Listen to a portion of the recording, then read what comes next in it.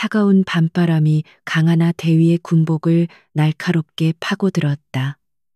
그녀는 인적 드문 국도의 갓길 아찔한 절벽 바로 옆에 서 있었다. 칠흑 같은 어둠 속에서 유일한 광원은 그녀의 앞을 가로막은 검은색 세단의 헤드라이트뿐이었다. 그 눈부신 빛의 장막 뒤에는 박태수 대령이 앉아 있었다. 그의 얼굴은 보이지 않았지만 그에게서 뿜어져 나오는 비열한 의도는 공기처럼 무겁게 그녀를 짓눌렀다. 박태수 대령은 차창을 내리지 않은 채 차 안에서 느긋하게 그녀를 관찰했다. 그는 이 상황을 완전히 통제하고 있다고 믿었다. 일개 대위가, 그것도 젊은 여군이 감히 자신의 제국에 흠집을 내려 했다. 그는 자신의 부패한 네트워크를 통해 군수품을 빼돌리고 막대한 부를 축적해왔다. 강하나는 그 꼬리를 끈질기게 파고든 유일한 방해물이었다. 강대위, 아직도 고집을 부릴 셈인가. 차 안에서 스피커폰을 통해 흘러나오는 그의 목소리는 기름지고 역겨웠다. 그는 마치 자비로운 선배가 철없는 후배를 타이르는 듯한 위선적인 말투를 사용했다. 지금이라도 조용히 물러나면 없던 일로 해주지.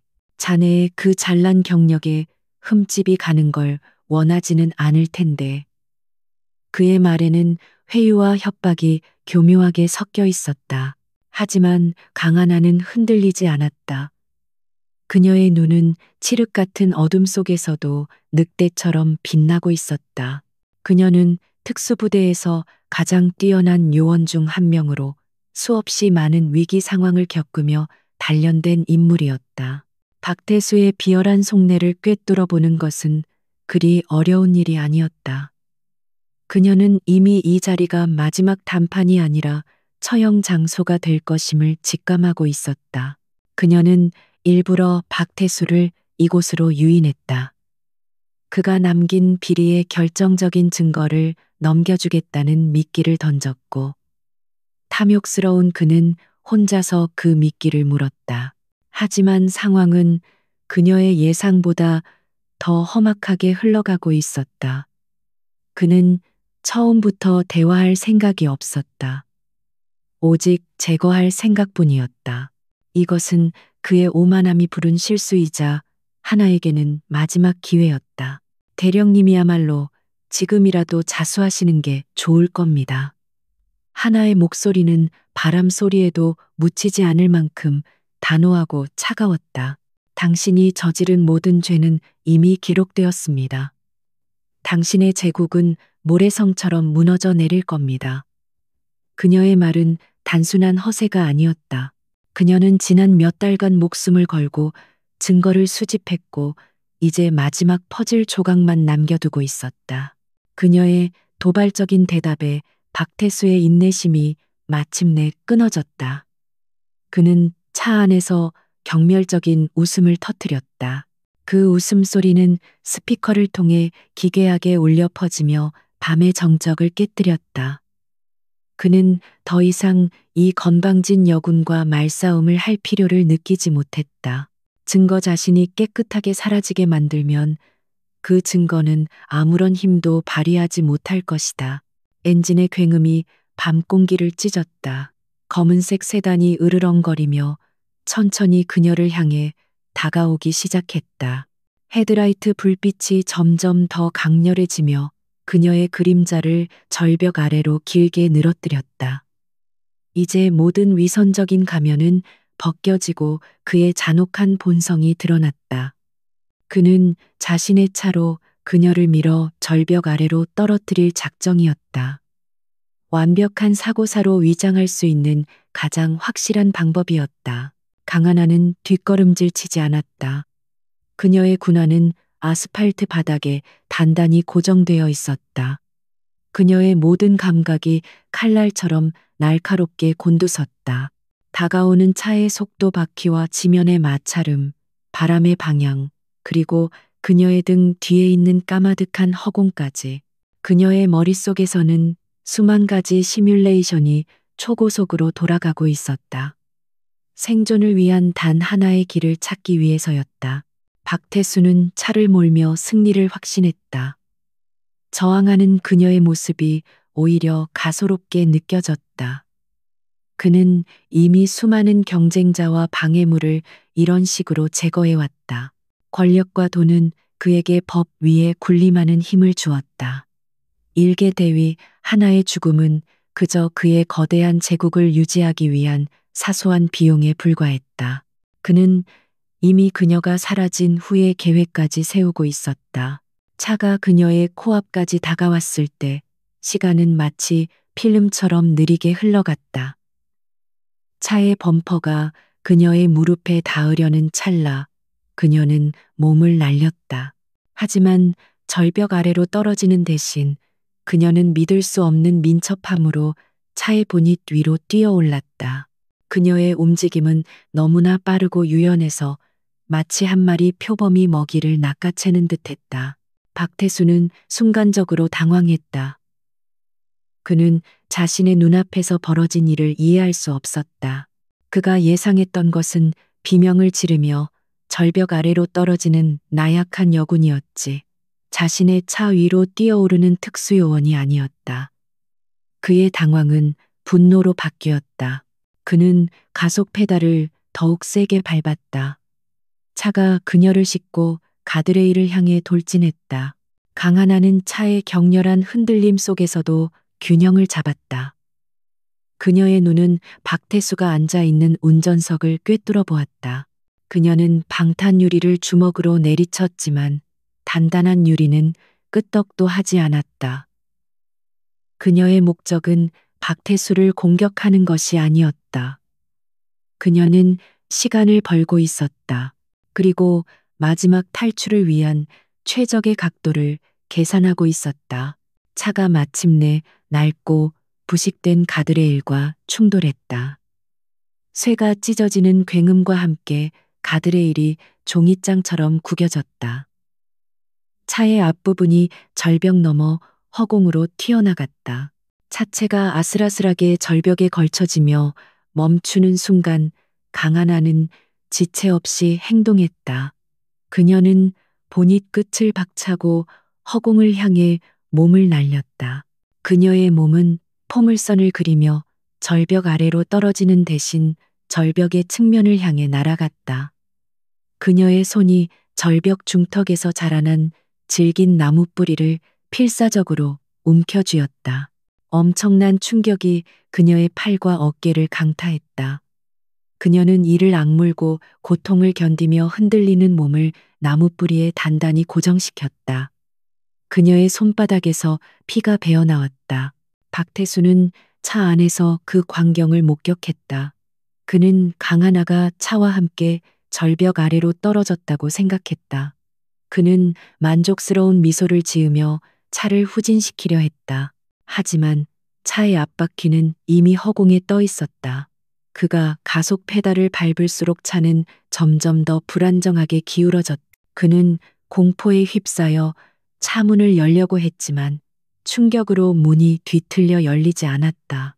강하나는 절벽에 매달린 채 위에서 벌어지는 상황을 냉정하게 지켜보았다.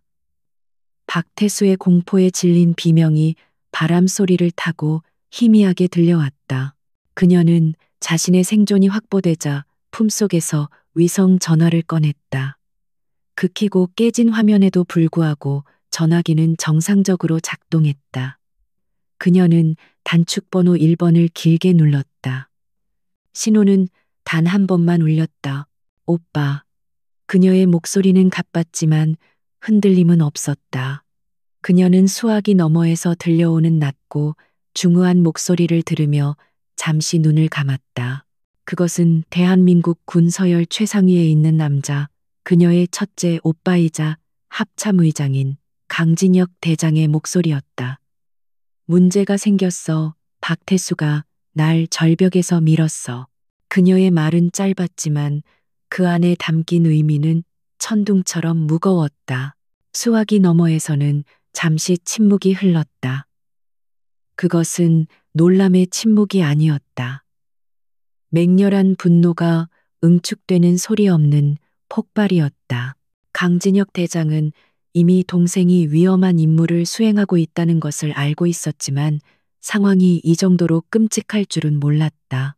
그의 머릿속에서는 이미 수십 개의 부대가 움직이고 수백 개의 작전 계획이 수립되고 있었다. 어디냐?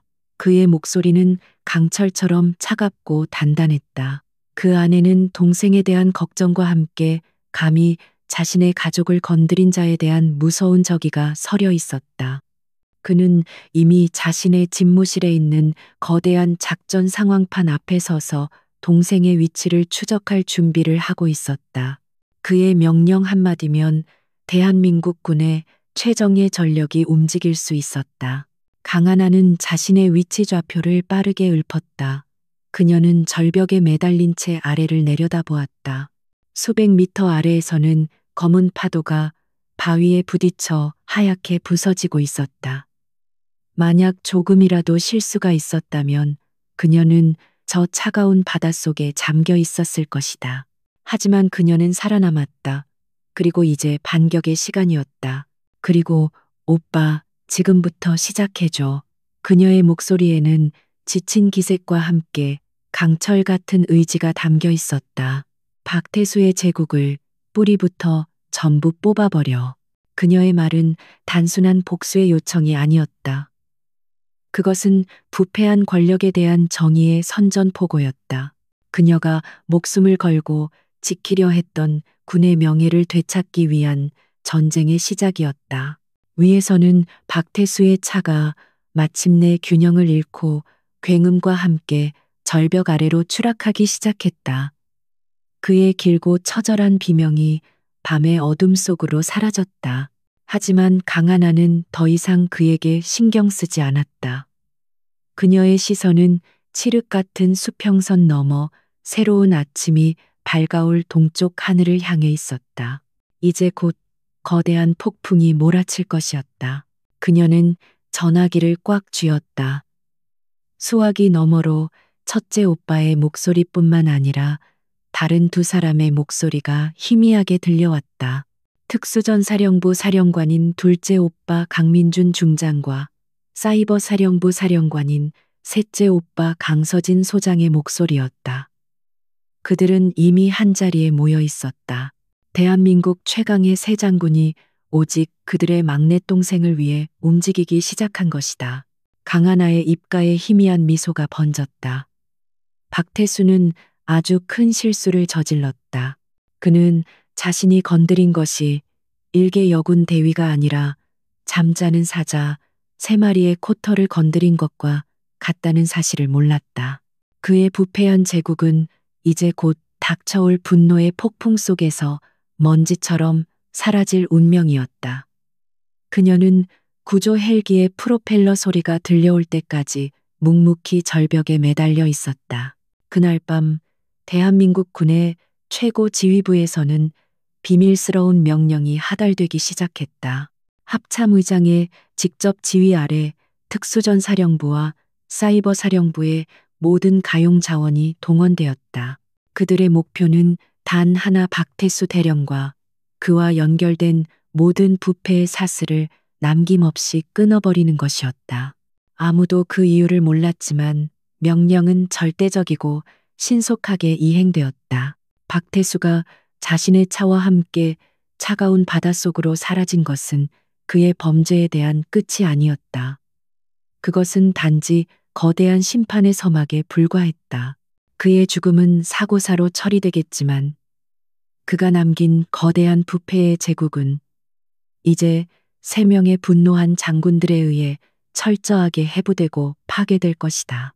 강하나는 그 모든 것을 시작한 불씨였다. 헬기에서 내려온 구조 로프가 그녀의 몸을 단단히 감쌌다. 그녀는 마침내 나무 뿌리에서 손을 떼고 허공에 몸을 맡겼다. 헬기 안으로 끌어올려지며 그녀는 자신이 시작한 전쟁의 결과를 조용히 기다렸다. 부상당한 몸은 고통스러웠지만 그녀의 정신은 그 어느 때보다 맑고 강인했다. 정의를 위한 싸움은 이제 막 시작되었을 뿐이었다. 대한민국 합동참모본부 의장실의 공기는 얼음장처럼 차가웠다. 창밖으로는 서울의 화려한 야경이 펼쳐져 있었지만 강진혁 대장의 눈에는 들어오지 않았다. 그는 거대한 집무용 책상 앞에 미동도 없이 서서 방금 전 끊긴 위성 전화를 손에 쥔 채 깊은 생각에 잠겨 있었다. 막내 여동생 하나의 가쁘지만 강인했던 목소리가 그의 귓가에 생생하게 맴돌았다. 그의 얼굴은 평소처럼 감정을 드러내지 않는 돌가면 같았지만 그 밑에서는 지옥의 용암 같은 분노가 들끓고 있었다. 감히 누가 대한민국의 군인으로서 그리고 한 가족의 오빠로서 결코 용납할 수 없는 일이었다. 박태수라는 이름이 그의 머릿속에서 붉은 낙인처럼 타올랐다. 그는 이미 그 이름을 알고 있었다. 군 내부의 썩은 사과 중 하나라는 것을. 의장실의 육중한 문이 소리 없이 열리고 두 명의 남자가 들어섰다. 먼저 들어온 남자는 다부진 체격에 온몸에서 야수 같은 기운을 뿜어내는 특수전사령관 강민준 중장이었다. 그의 얼굴은 분노로 시뻘겋게 달아올라 있었고 당장이라도 적진에 뛰어들 태세였다. 뒤이어 들어온 남자는 정반대의 분위기를 풍겼다. 그는 바로 사이버 사령관 강서진 소장이었다. 서진은 형들과 달리 호리호리한 체격에 안경을 쓴 지적인 인상이었지만 그의 눈빛은 그 누구보다도 차갑고 날카로웠다. 그는 최첨단 장비가 든 가방을 들고 있었고 그의 손가락은 보이지 않는 키보드 위에서 춤을 출 준비가 되어 있었다. 세 명의 형제는 대한민국 육해공군을 호령하는 최상위 지휘관들이었다. 그리고 지금 그들은 오직 한 가지 목적을 위해 한자리에 모였다. 진혁은 말없이 동생들을 바라보았다. 이미 비상 연락망을 통해 기본적인 상황은 공유된 상태였다. 하나의 목숨이 경각에 달렸었다는 사실 하나만으로도 이 자리에 모일 이유는 충분했다. 그는 손에 든 위성 전화를 조용히 내려놓고 벽면 전체를 차지하고 있는 거대한 디지털 작전 상황판을 켰다. 화면에는 한반도의 지도가 칠흑 같은 어둠 속에서 빛나고 있었다. 하나는 안전하다. 진혁이 마침내 입을 열었다. 그의 목소리는 낮고 차분했지만 그 안에 담긴 무게감은 방 안의 공기를 짓눌렀다. 구조 헬기가 현장에 도착했고 현재 안전한 곳으로 이송 중이다. 외상은 있지만 생명에는 지장이 없다고 한다. 그의 말에 민주는 주먹을 불끈 쥐었고 서진은 안경을 살짝 밀어 올렸다. 안도감과 분노가 뒤섞인 복잡한 감정이 그들을 휩쓸었다. 그 개자식 박태수. 민준이 으르렁거리듯 말했다. 그의 목소리에는 살기가 가득했다. 당장 제 부대원들을 보내서 산채로 잡아오겠습니다. 놈의 사지를 찢어 발겨도 시원찮을 겁니다. 그는 전형적인 야전 지휘관이었다.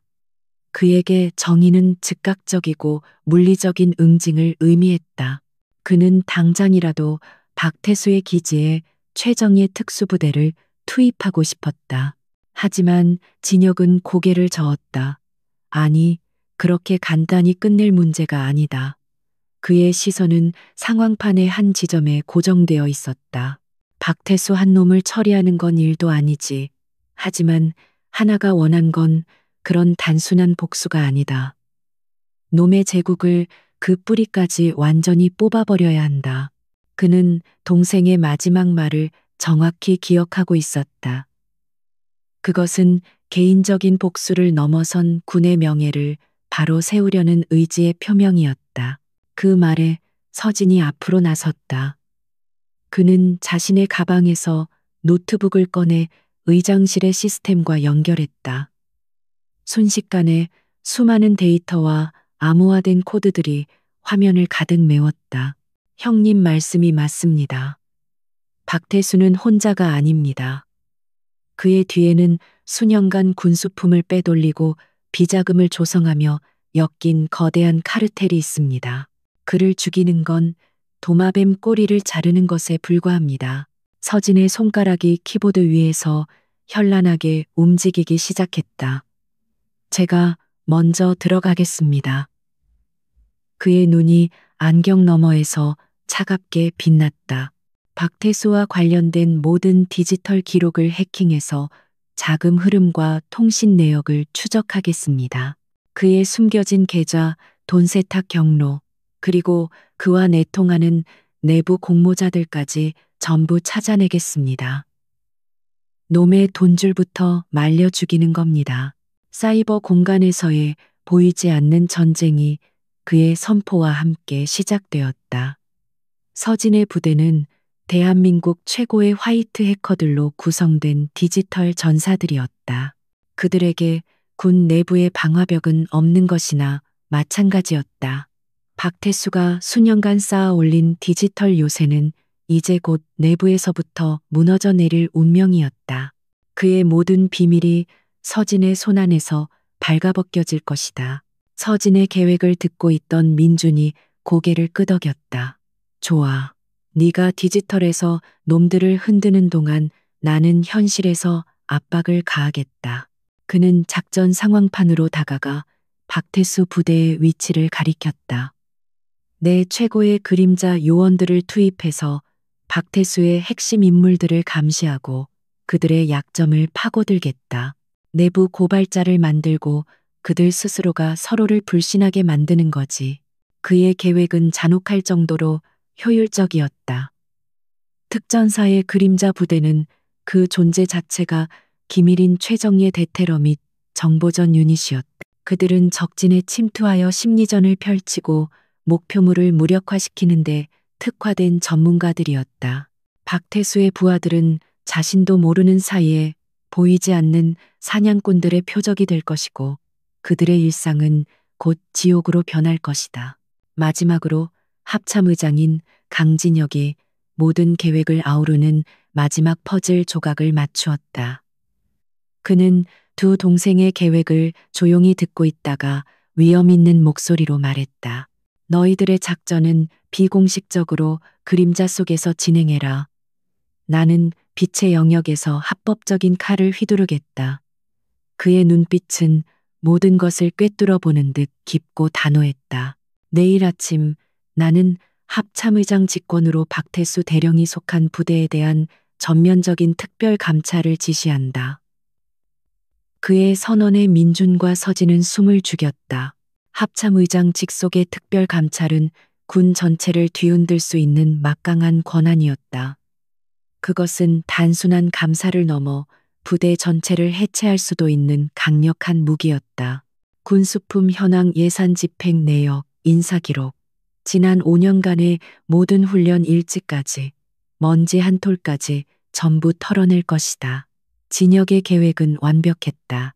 서진이 사이버 공간에서 증거를 찾아내고 민준이 내부를 흔들면 특별 감찰팀은 그 정보를 바탕으로 합법적인 압박을 가해 박태수의 숨통을 조일 수 있었다. 어둠과 빛 양쪽에서 가해지는 동시 공격이었다. 세 형제는 서로의 눈을 바라보았다. 더 이상의 말은 필요 없었다. 그들의 생각은 완벽하게 하나로 연결되어 있었다. 그것은 수년간 함께 전장을 누비며 다져진 형제이자 최고의 전략가들이 만들어낸 완벽한 협주곡이었다. 각자의 역할은 명확했다.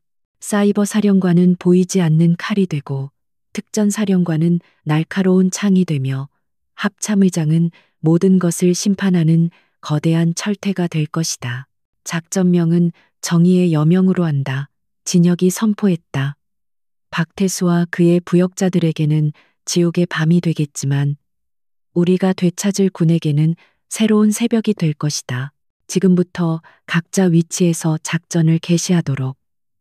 그의 명령과 함께 대한민국 군의 가장 강력한 새 힘이 움직이기 시작했다. 그들의 분노는 이제 차가운 전략으로 바뀌어 부패한 제국을 향한 거대한 포위망을 형성했다. 서진은 노트북을 닫고 조용히 경례를 한 뒤 의장실을 나섰다. 그의 발걸음은 사이버 사령부의 심장부인 지하 벙커로 향하고 있었다. 그곳에서는 수십 명의 천재 해커들이 그의 명령을 기다리고 있었다. 민준 역시 말없이 경례하고 뒤따라 나갔다. 그는 특전사의 비밀 안가로 가서 가장 믿음직한 그림자 요원들에게 직접 임무를 하달할 것이었다. 의장실에 홀로 남은 강진혁 대장은 다시 한번 서울의 야경을 바라보았다. 하지만 이번에 그의 눈에 비친 것은 도시의 불빛이 아니었다. 그는 곧 다가올 거대한 폭풍의 눈을 보고 있었다. 그는 비서실장에게 연결되는 직통 전화를 들었다. 김 장군, 지금 즉시 합참 감찰실장과 법무실장을 내 방으로 부르게. 아주 중요한 임무를 하달해야겠네. 수화기를 내려놓는 그의 손에는 조금의 떨림도 없었다. 동생을 해치려 한 자에 대한 분노는 그의 심장 깊은 곳에 묻어두었다. 지금 그는 대한민국 군의 최고 지휘관으로서 군의 뿌리를 좀먹는 암적인 존재를 도려내기 위한 대수술을 집도해야 했다. 박태수는 감히 잠자는 사자의 코털을 건드린 것이 아니라 대한민국 그 자체의 심기를 건드린 것이다. 그날 밤 군 내부의 비밀 통신망은 그 어느 때보다 분주하게 움직였다. 수면 아래에서 거대한 힘이 움직이기 시작했지만 대부분의 사람들은 아무것도 눈치채지 못했다. 그들은 다음 날 아침 자신들의 머리 위로 얼마나 무서운 천둥 번개가 내리칠지 상상조차 하지 못했다. 강씨 삼형제의 분노는 이제 대한민국 군 전체의 이름으로 집행될 정의의 심판이 되었다.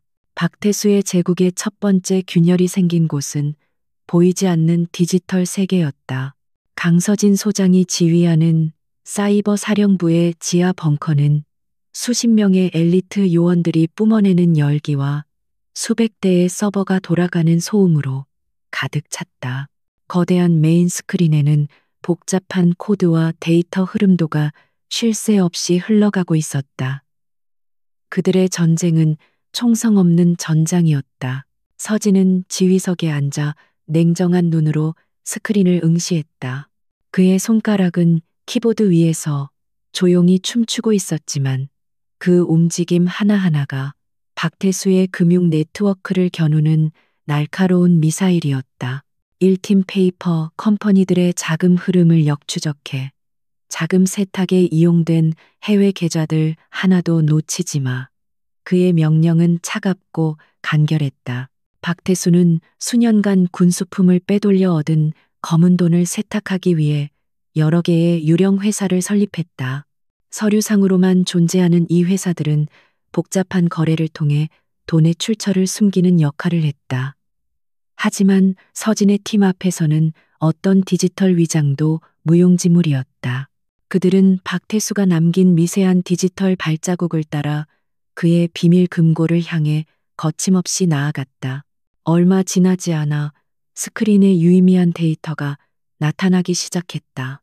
스위스와 케이맨 제도에 있는 비밀 계좌들, 홍콩을 경유하는 복잡한 송금 내역, 그리고 군 내부의 고위급 인사, 몇몇 책에 정기적으로 흘러들어간 뇌물의 흔적까지. 서진의 입가에 차가운 미소가 번졌다. 이것은 시작에 불과했다. 그는 낚싯줄에 걸린 월척을 천천히 끌어당기고 있었다. 이 팀은 박태수와 그의 핵심 측근들의 모든 통신 기록을 감청한다. 서진은 다음 목표를 지시했다. 암호화된 메시지, 이메일, 심지어 SNS의 비밀 대화까지 전부 해독해. 그들이 나누는 대화 속에 우리가 찾던 증거가 있을 것이다. 그의 요원들은 즉시 박태수가 사용하는 모든 통신망에 보이지 않는 그물을 던졌다. 이제 그의 모든 말과 글은 서진의 귀와 눈으로 들어오게 될 것이었다. 같은 시각 현실 세계에서는 강민준 중장의 그림자들이 움직이기 시작했다. 그들은 어둠 속에 몸을 숨긴 채 박태수의 부대 주변에 조용히 스며들었다. 그들의 임무는 무력 충돌이 아니었다. 목표는 박태수의 오른팔 역할을 하는 행정보급관 김원사와 군수과장 최소령이었다. 민주는 이 두 사람이 제국의 핵심 톱니바퀴라는 것을 간파했다. 김원사는 박태수의 지시에 따라 군수품을 빼돌리고 장부를 조작하는 실무 책임자였다. 그는 탐욕스럽지만 겁이 많은 인물이었다. 민준의 요원들은 김원사의 집 주변에 나타나 그를 심리적으로 압박하기 시작했다. 한밤중에 울리는 의문의 전화벨 우편함에 들어있는 그의 비리 내역이 적힌 익명의 편지, 그리고 그가 가는 곳마다 느껴지는 감시의 시선.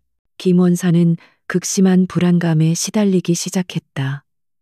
그는 자신이 누군가의 표적이 되었다는 것을 직감했다.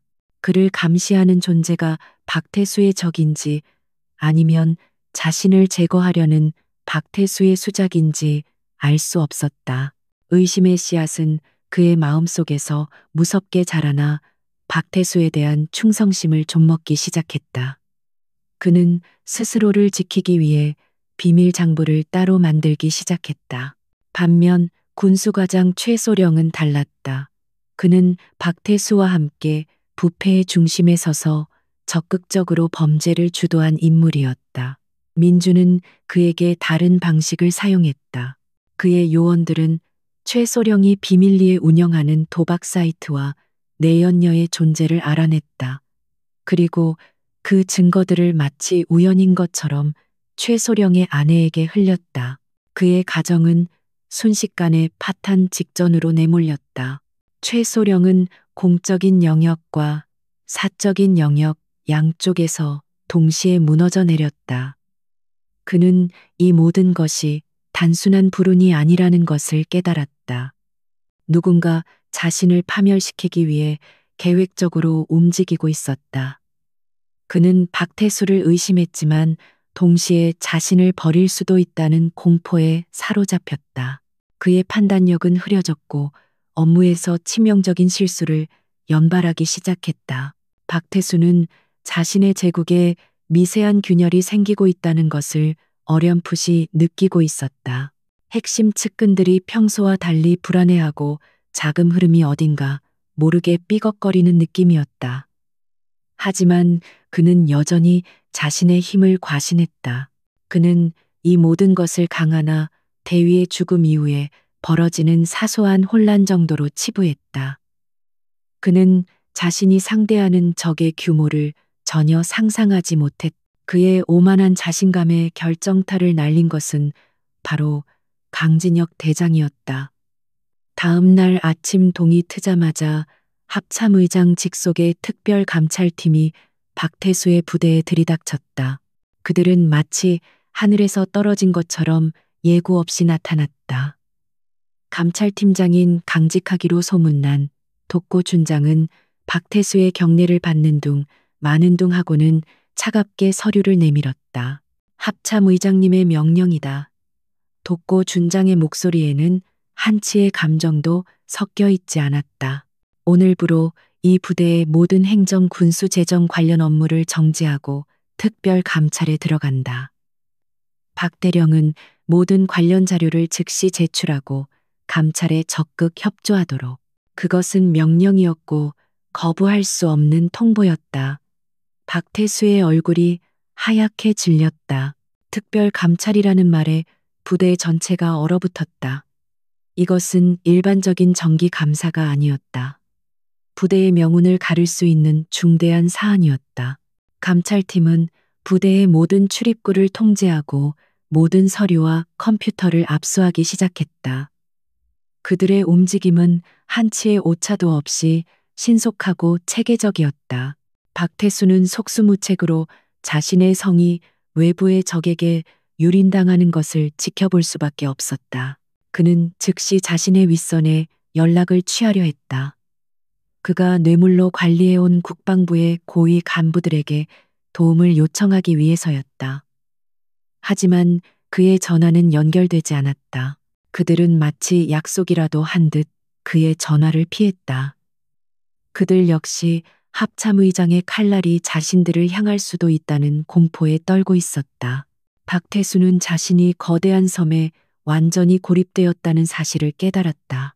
감찰팀은 서진이 넘겨준 정보를 바탕으로 정확히 부패의 핵심을 파고들었다.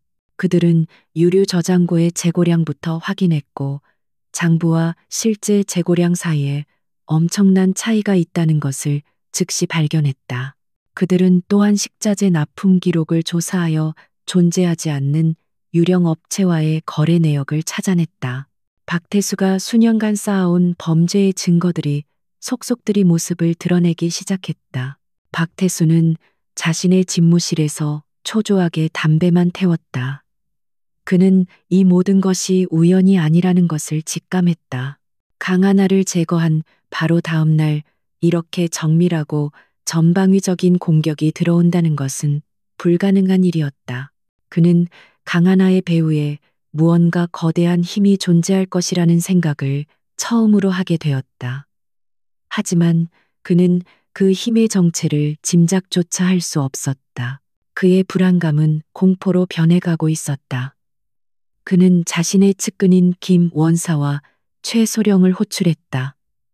어떻게든 상황을 수습하고 입을 맞춰야 했다. 하지만 김 원사는 극심한 스트레스로 쓰러져 의무실에 있다는 보고가 올라왔고 최소령은 넋이 나간 사람처럼 횡설수설하며 아무런 도움도 되지 못했다. 그의 충성스러운 신하들은 이미 모래알처럼 흩어지고 있었다. 박태수는 마침내 깨달았다. 자신이 덫에 걸렸다는 것을. 누군가 자신을 사냥하기 위해 정교하게 설계된 거대한 덫을 놓았고 자신은 그 사실도 모른 채 제 발로 걸어 들어온 것이다. 그의 오만함은 산산조각 났다. 그는 이제 생존을 걱정해야 할 처지가 되었다. 그는 남은 힘을 다해 증거를 인멸하고 상황을 빠져나갈 구멍을 찾기 시작했다. 하지만 그의 모든 시도는 이미 예측되고 있었다. 그가 컴퓨터 하드디스크를 파기하려 하자 감찰팀이 들이닥쳐 그를 제지했다. 그가 비밀 장부를 숨겨둔 장소로 사람을 보내자 그곳에서는 이미 민준의 그림자 요원들이 기다리고 있었다. 그의 모든 움직임은 거대한 체스판 위에서 상대방에게 훤히 익히고 있었다. 그는 이제 왕이었지만 체크메이트를 눈앞에 둔 무력한 왕이었다. 어둠이 내리고 감찰 첫날이 끝났다. 박태수의 제국은 단 하루 만에 폐허 직전까지 몰렸다. 그의 돈줄은 막혔고 그의 손발은 묶였으며 그의 성벽은 무너져 내렸다. 그는 텅 빈 집무실에 홀로 남아 절망감에 휩싸였다. 그는 여전히 자신을 공격하는 적이 누구인지 몰랐다. 그는 보이지 않는 적과 싸우고 있었고 그 싸움에서 처절하게 패배하고 있었다. 그는 아직 몰랐다. 이것은 끝이 아니라 이제 겨우 시작이라는 것을. 3명의 오빠들이 거대한 폭풍을 몰아치고 있는 동안 강하나는 군병원에 격리된 병실에서 조용히 숨을 고르고 있었다. 그녀의 몸에는 절벽에서 입은 상처들이 훈장처럼 남아 있었지만 그보다 더 뜨거운 불길이 그녀의 내면에서 타오르고 있었다. 그녀는 보호받아야 할 피해자로 남기를 거부했다. 이 전쟁은 그녀가 시작했고 그녀의 손으로 매듭짓고 싶었다. 병실의 창밖으로 보이는 평화로운 풍경은 지금 군 내부에서 벌어지고 있는 거대한 소용돌이와는 너무나 대조적이었다. 그녀는 오빠들의 계획을 전해 들었다. 합참의장, 특전사령관, 사이버사령관. 대한민국 최강의 권력이 움직이고 있었다. 하지만 하나는 알고 있었다. 거대한 망치만으로는 바위 속 깊이 숨은 벌레까지 잡을 수는 없다는 것을. 그녀는 침대에서 일어나 노트북을 열었다. 셋째 오빠 서진이 특별히 보안을 강화하여 가져다 준 것이었다.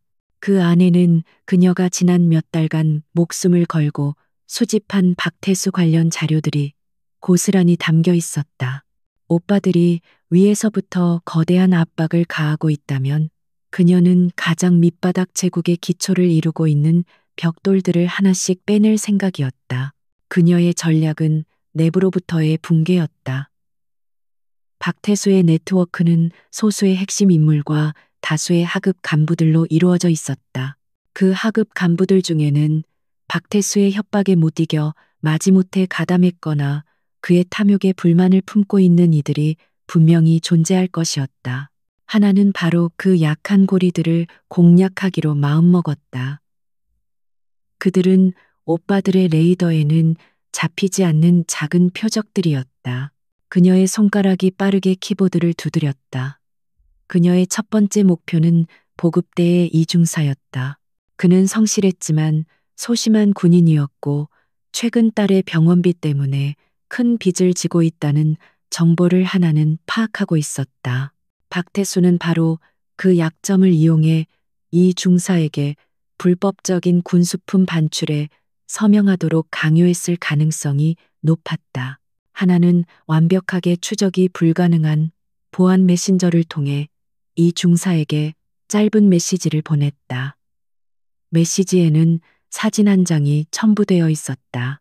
그것은 이 중사가 한밤중에 박태수의 부하에게 돈 봉투를 받는 장면이 찍힌 사진이었다. 하나는 이 사진을 박태수가 그를 올가매기 위해 일부러 찍어두었을 것이라 확신했다. 그리고 그 확신은 정확했다. 메시지의 내용은 간단했다. 박태수 대령은 꼬리를 자를 때 아주 냉혹한 사람입니다.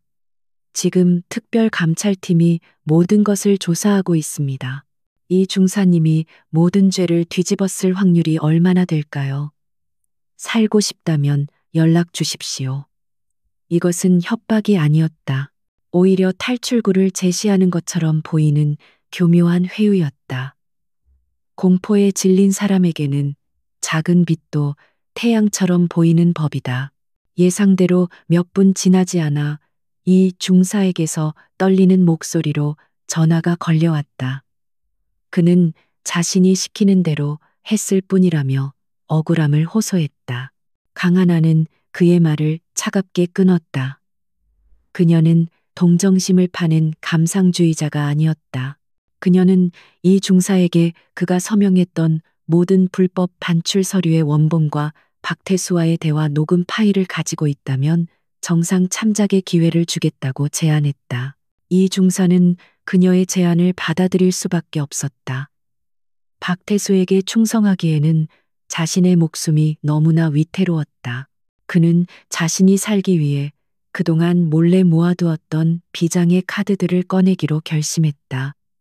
하나의 첫 번째 수는 성공이었다. 이제 도미노의 첫 번째 조각이 쓰러졌다. 그녀는 다음 목표로 시선을 돌렸다. 그녀의 다음 목표는 박태수의 운전병이었던 박상병이었다. 그는 박태수의 온갖 더러운 심부름을 도맡아 하면서 많은 비밀을 알고 있을 터였다. 하나는 박상병이 군 복무 후 유학을 가고 싶어 한다는 사실을 알고 있었다. 그녀는 그에게 다른 방식으로 접근했다. 그녀는 그에게 익명의 후원자를 연결해 주겠다고 제안했다. 물론 세상에 공짜는 없었다. 그 대가는 박태수가 사적으로 만났던 인물들, 그가 자주 갔던 유흥업소, 그리고 그가 나눈 대화들에 대한 증언이었다. 박상병은 잠시 고민했지만 부패한 상관을 위해 자신의 미래를 망치고 싶지는 않았다. 그는 자신의 군 생활을 깨끗하게 마감하고 새로운 삶을 시작할 기회를 잡기로 했다. 강하나는 병실 침대에 앉아 보이지 않는 거미줄을 촘촘히 엮고 있었다. 그녀는 위협과 회유 약점과 욕망을 교묘하게 이용하며 박태수의 제국을 내부에서부터 좀먹어 들어갔다. 그녀가 접촉한 사람들은 하나같이 거물급 인사가 아니었다. 하지만 그들이 가진 정보 조각들은 하나로 모였을 때 박태수의 심장을 겨누는 날카로운 비수가 될 수 있었다. 그녀의 활동은 오빠들의 작전과 맞물려 엄청난 시너지 효과를 낳았다. 위에서는 특별 감찰팀이 공식적인 절차에 따라 숨통을 조여오고 아래에서는 신뢰했던 부하들이 하나둘씩 등을 돌리자 박태수의 정신은 피폐해져 갔다. 그는 누가 적인지 누가 아군인지 구분할 수 없는 지경에 이르렀다. 그의 제국은 이제 완벽한 내우회환의 상태에 빠진 것이다. 며칠 후 강하나는 결정적인 제보를 받았다. 바로 행정보급관 김원사였다. 강민준 중장의 심리적 압박으로 이미 정신이 붕괴 직전이었던 그는 강하나가 보낸 마지막 기회라는 메시지를 보고 완전히 무너졌다. 그는 박태수가 자신을 희생양으로 삼을 것이라고 확신했고 먼저 선수를 치기로 결심했다. 김 원사는 강하나에게 박태수의 비밀 장부가 숨겨진 위치를 알려주었다. 그 장부는 단순한 회계 장부가 아니었다. 지난 10년간 박태수가 뇌물을 바친 정관계 인사들의 명단과 금액 그리고 그 증거들이 담긴 판도라의 상자였다. 이것만 터진다면 박태수 개인의 비리를 넘어 대한민국을 뒤흔들 수 있는 거대한 게이트가 될 수도 있었다. 강하나는 즉시 이 정보를 둘째 오빠인 강민준에게 전달했다.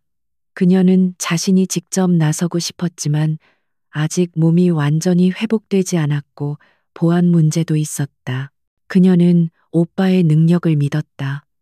정보는 이미 그녀의 손을 떠났지만 그 정보를 찾아낸 것은 온전히 그녀 자신의 힘과 전략 덕분이었다. 그녀는 더 이상 오빠들의 그늘 아래 있는 연약한 동생이 아니었다. 그녀는 자신이 단순한 피해자가 아니라 이 전쟁을 지휘하는 또 한 명의 사령관임을 증명해 보였다. 그녀의 방식은 오빠들처럼 화려하거나 압도적이지는 않았다.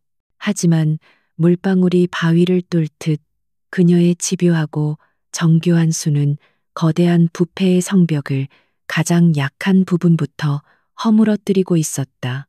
그녀는 자신의 지성과 용기로 스스로의 가치를 입증했다. 창밖으로 저녁 노을이 지고 있었다. 강하나는 노트북을 닫고 조용히 노을을 바라보았다. 그녀의 마음은 놀랍도록 평온했다. 복수심은 이미 사라진 지 오래였다. 그녀의 마음 속에는 오직 군인으로서의 사명감과 정의를 바로 세우겠다는 굳은 의지만이 남아 있었다. 이제 곧 마지막 막이 오를 것이다. 그리고 그 무대의 주인공은 바로 그녀 자신이 될 것이었다. 그녀의 전화가 짧게 울렸다.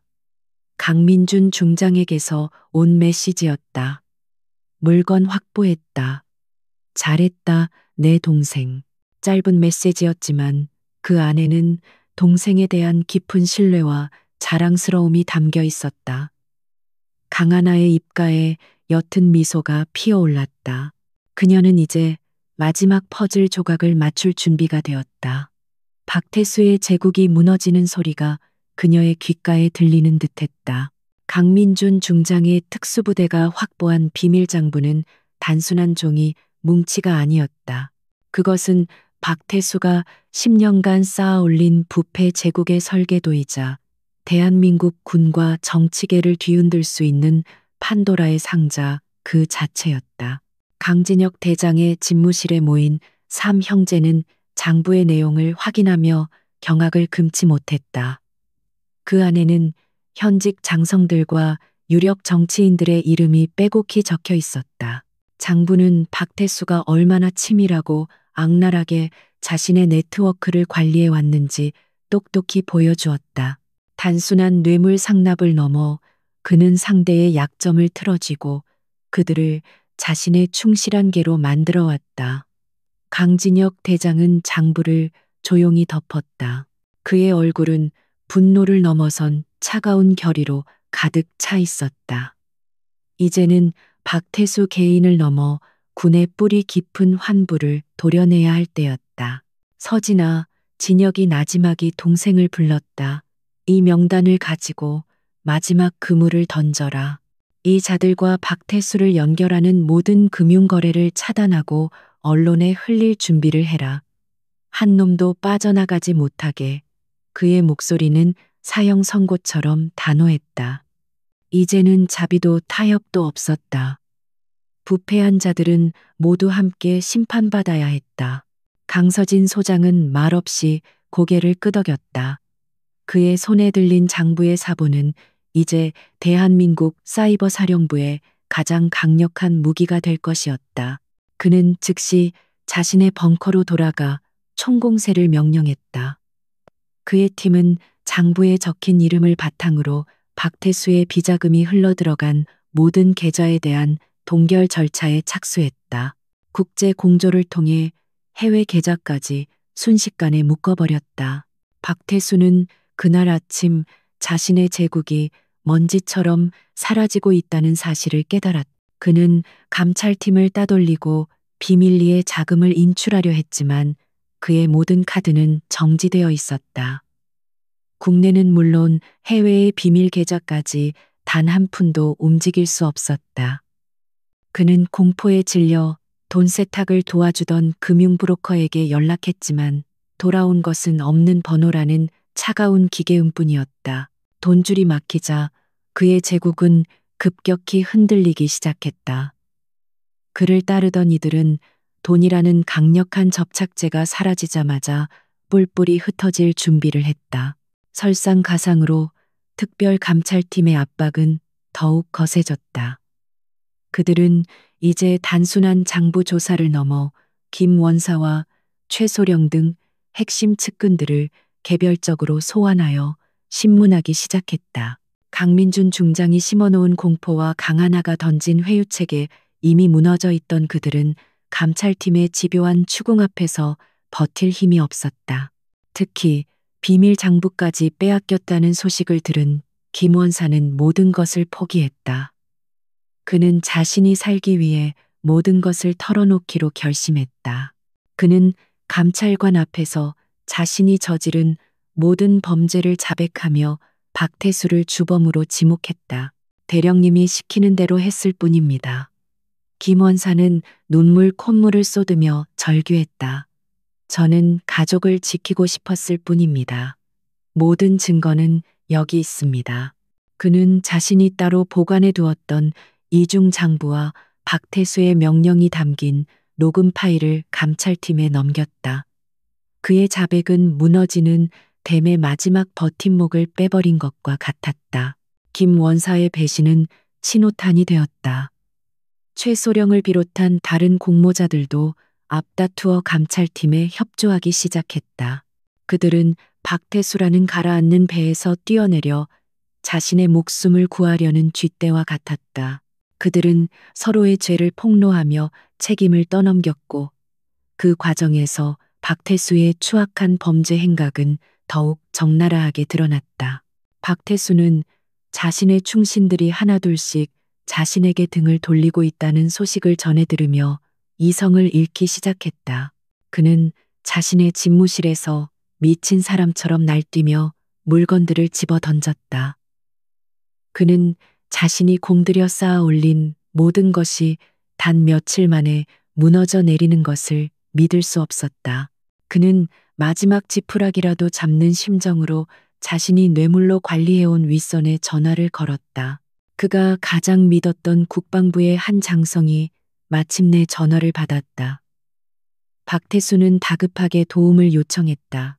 장군님, 제가 이대로 무너지면 장군님도 무사하지 못합니다. 제발 힘을 좀 써주십시오.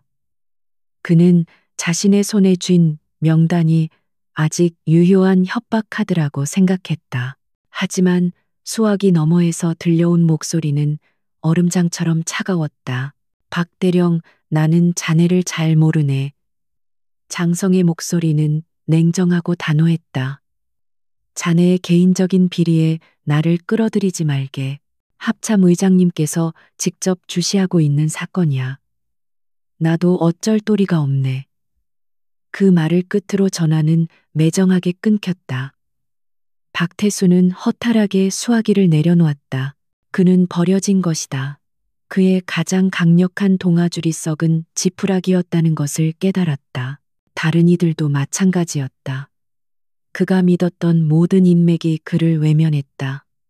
그들은 박태수라는 불길이 자신들에게 옮겨붙기 전에 서둘러 관계를 끊어버렸다. 강진혁 대장의 이름 앞에서 그들이 박태수에게 받은 검은 돈은 아무런 힘도 발휘하지 못했다.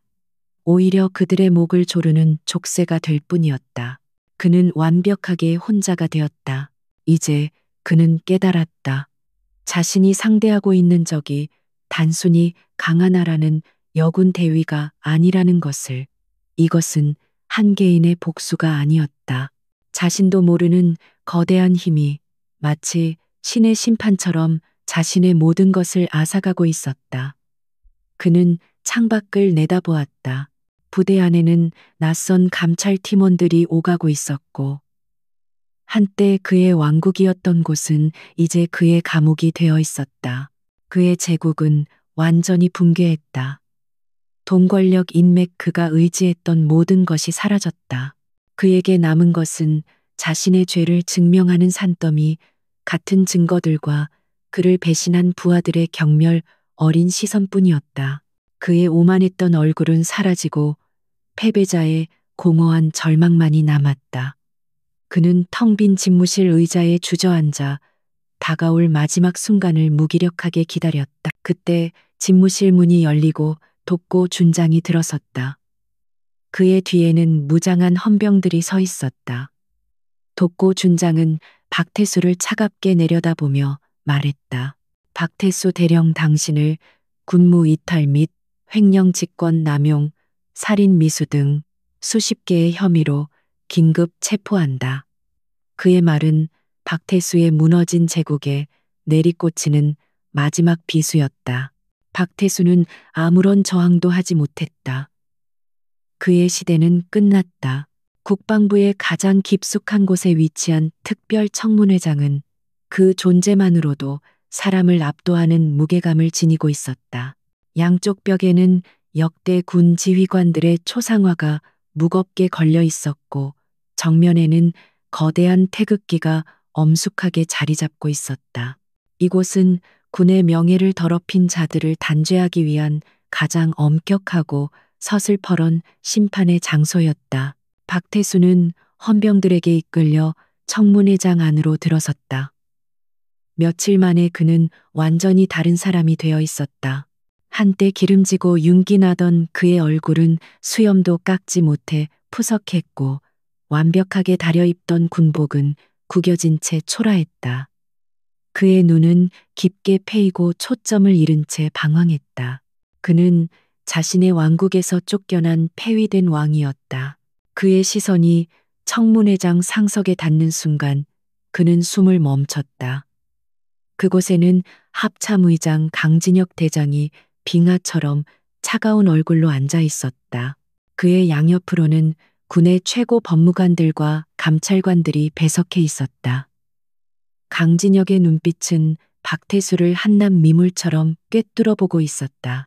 박태수는 그제야 자신을 나락으로 떨어뜨린 거대한 힘의 실체를 어렴풋이 짐작하고는 절망감에 몸을 떨었다. 청문회는 지체 없이 시작되었다.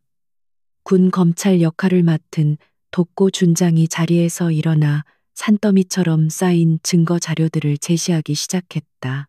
그의 목소리는 감정 없이 건조했지만 그가 뱉어내는 단어 하나하나는 박태수의 죄를 후벼 파는 날카로운 칼날이었다.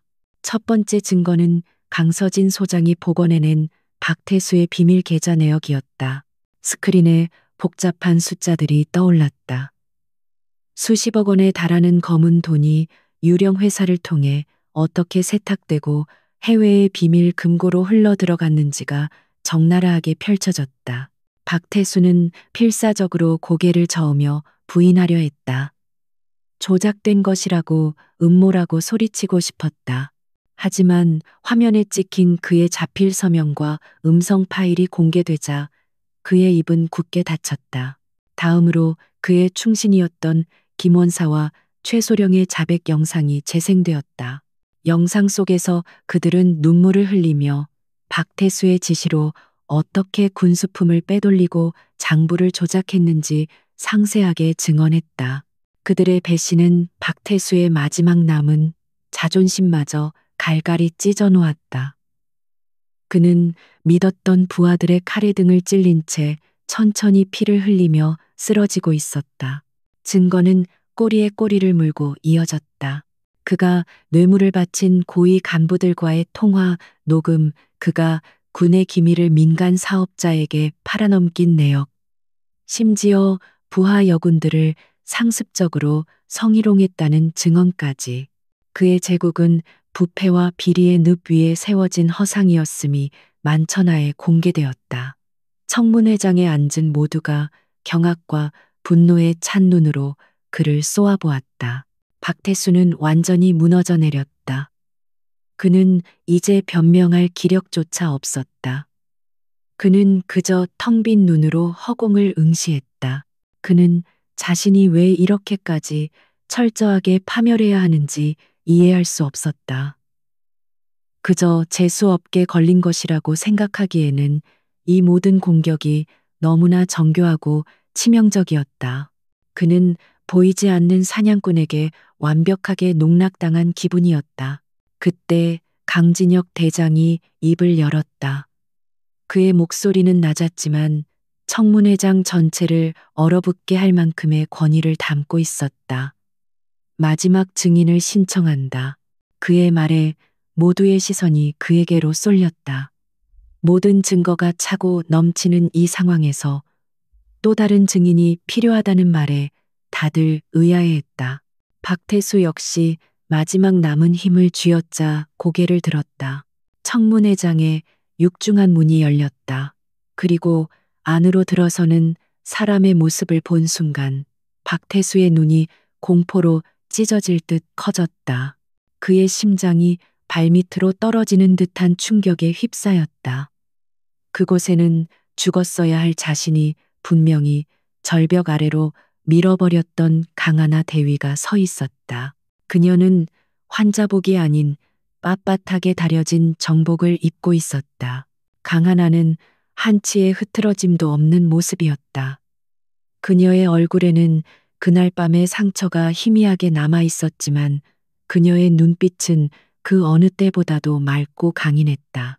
그녀는 청문회장을 가로질러 증인석으로 걸어갔다. 그녀의 군화 소리가 정적을 깨고 장내에 또렷하게 울려 퍼졌다. 그녀는 피해자가 아니라 승리한 개선 장군의 모습이었다. 박태수는 유령을 본 사람처럼 비명을 지를 뻔했다. 살아있다니. 어떻게 그의 머릿속이 하얗게 비어버렸다. 그가 공들여 쌓아 올린 모든 계획과 알리바이가 그녀의 등장 하나만으로 물거품처럼 사라졌다. 그는 그제야 모든 퍼즐 조각이 맞춰지는 것을 느꼈다. 강진혁, 강민준, 강서진, 그리고 강하나, 그들은 가족이었던 것이다. 증인, 돕고 준장이 물었다. 증인은 박태수 대령의 비리를 최초로 인지하고 내사를 진행했던 담당 장교가 맞습니까? 맞습니다. 강하나의 목소리는 떨림 없이 단호했다.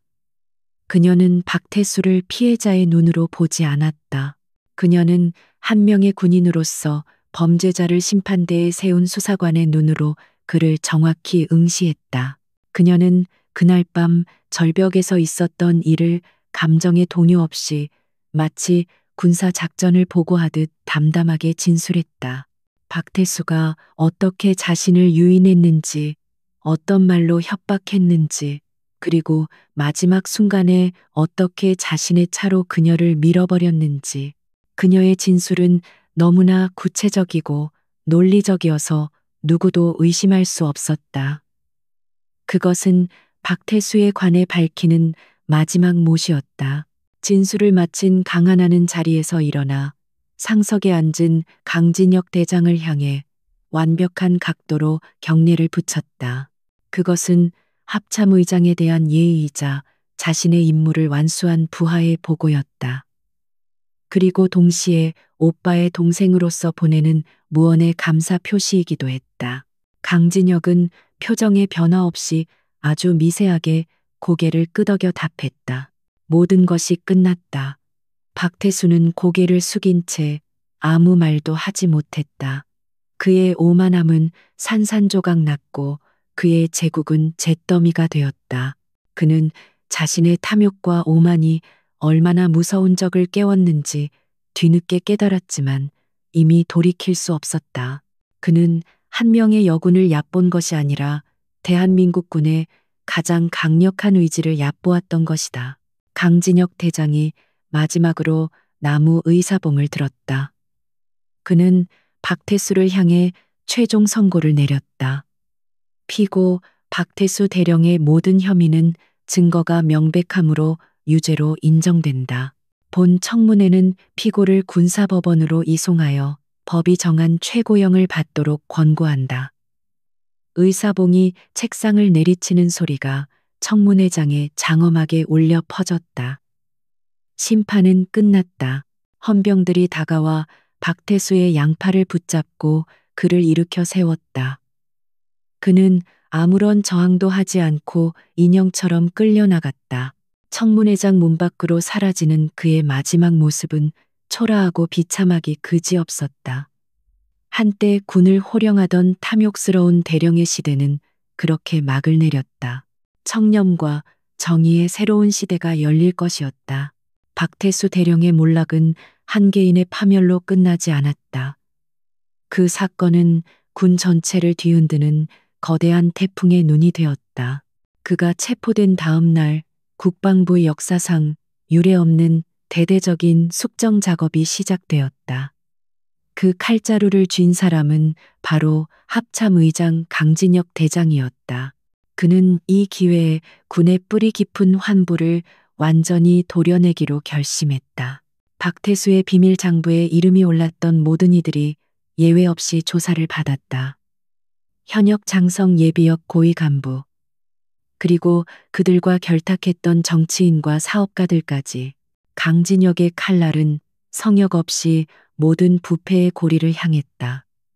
군은 창군 이래 최대의 경랑에 휩싸였지만 그 아픔 속에서 서서히 정화되고 있었다. 많은 이들이 불명예스럽게 군복을 벗었고 몇몇은 박태수와 함께 법의 심판을 받았다. 강진혁 대장은 처벌에만 그치지 않았다. 그는 군수 시스템 전반을 개혁하는 위원회를 출범시켰다. 모든 계약은 투명하게 공개되었고 내부 고발자를 보호하는 강력한 제도가 마련되었다. 군의 명예는 땅에 떨어졌었지만 그의 단호하고 공정한 리더십 아래 서서히 신뢰를 회복하기 시작했다. 사람들은 이것을 정의의 여명 작전이 가져온 진정한 결과라고 불렀다. 시간이 흘러 군이 안정을 되찾을 무렵 강하나 대위는 모든 치료를 마치고 건강하게 부대로 복귀했다. 그녀는 더 이상 사람들의 입에 오르내리는 사건의 피해자가 아니었다. 오히려 그녀는 거대한 부패를 자신의 손으로 파헤친 용감하고 유능한 장교로 인정받고 있었다. 그녀를 향한 시선에는 동정이 아닌 존경과 경외심이 담겨 있었다. 어느 맑은 가을날 그녀는 합참의장실로 호출되었다. 문을 열고 들어서자 그곳에는 첫째 오빠 강진혁뿐만 아니라 둘째 강민준과 셋째 강서진까지 모두 모여 있었다. 그들은 군복이 아닌 편안한 사복 차림이었고 딱딱한 지휘관의 모습이 아닌 따뜻한 오빠의 얼굴을 하고 있었다. 집무실의 무거운 공기는 온데간데없고 가족의 온기가 그곳을 채우고 있었다. 몸은 이제 괜찮은 거냐? 무뚝뚝한 둘째, 오빠 강민준이 가장 먼저 입을 열었다. 그의 목소리는 여전히 퉁명스러웠지만 그 안에 담긴 걱정은 숨길 수 없었다. 하나는 미소를 지으며 고개를 끄덕였다. 그녀의 그 미소 하나에 세 명의 오빠들은 그동안의 무거운 짐을 내려놓는 듯한 표정을 지었다. 그들에게는 그녀의 안전이 그 무엇보다 중요했다. 이 녀석 혼자서 그런 위험한 일을 벌이다니. 다음부터는 미리 상의하란 말이다. 셋째, 강서진이 안경을 고쳤으며 잔소리처럼 말했다. 하지만 그의 눈빛은 동생에 대한 자랑스러움으로 가득 차 있었다.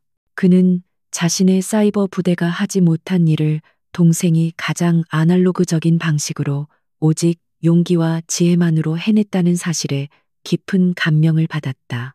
마지막으로 늘 산처럼 묵묵했던 강진혁이 자리에서 일어나 하나에게 다가왔다. 그는 아무 말 없이 그녀의 어깨에 손을 얹었다. 그의 크고 따뜻한 손에서 깊은 신뢰와 사랑이 전해져 왔다. 잘했다, 하나야. 그의 낮은 목소리가 조용히 울렸다. 너는 군인으로서 그리고 내 동생으로서 정말 자랑스럽다. 그 한마디에 하나의 눈시울이 살짝 붉어졌다. 그는 책상 위에서 작은 상자 하나를 집어들었다. 이것은 특별감찰위원회와 인사위원회의 공식적인 결정이다. 네가 이번 사건을 해결하며 보여준 공로를 인정한 거지. 그가 상자를 열자 그 안에는 반짝이는 소령 계급장이 들어 있었다. 그것은 오빠들의 힘으로 얻어진 것이 아니었다. 오직 그녀 자신의 능력과 공적으로 획득한 정당한 명예였다. 강하나 소령 진급을 축하한다. 강진혁이 합참의장이 아닌 오빠의 목소리로 말했다. 강민준과 강서진도 흐뭇한 미소를 지으며 박수를 쳤다. 하나는 천천히 새로운 계급장을 손에 쥐었다. 차갑고 묵직한 금속의 감촉이 그녀에게 새로운 책임감과 사명감을 일깨워 주었다. 그녀는 더 이상 오빠들의 그늘 아래서 보호받는 막내가 아니었다. 그녀는 당당히 자신의 길을 개척한 한 명의 독립된 군인이었다. 그녀는 새 오빠를 향해 허리를 숙여 깊이 감사 인사를 했다. 고맙습니다. 오빠들, 그녀의 목소리는 굳건했다. 그녀는 이제 그들의 도움 없이도 스스로 설 수 있다는 자신감으로 가득 차 있었다. 그녀는 오빠들과 함께 조국을 지키는 가장 강력한 방패가 될 것이다. 그날 저녁, 네 남매는 오랜만에 함께 저녁 식사를 했다. 그들은 더 이상 군의 미래나 작전에 대해 이야기하지 않았다. 대신 어릴 적 추억을 이야기하며 소박한 웃음을 나누었다. 거대한 폭풍이 지나간 자리에 비로소 따스하고 평화로운 햇살이 내리쬐고 있었다. 그것은 부패한 제국이 무너진 자리에 찾아온 진정한 정의의 빛이었다. 며칠 후 새로운 소령 계급장을 단 강하나는 자신의 부대원들 앞에 섰다. 그녀의 눈빛은 이전보다 더욱 깊고 단단해져 있었다. 그녀는 이제 새로운 위치에서 새로운 임무를 수행할 것이다. 그녀는 저 멀리 떠오르는 아침 해를 바라보았다. 그 찬란한 여명처럼 그녀의 인생과 그녀가 사랑하는 조국의 군에도 새로운 새벽이 밝아오고 있었다.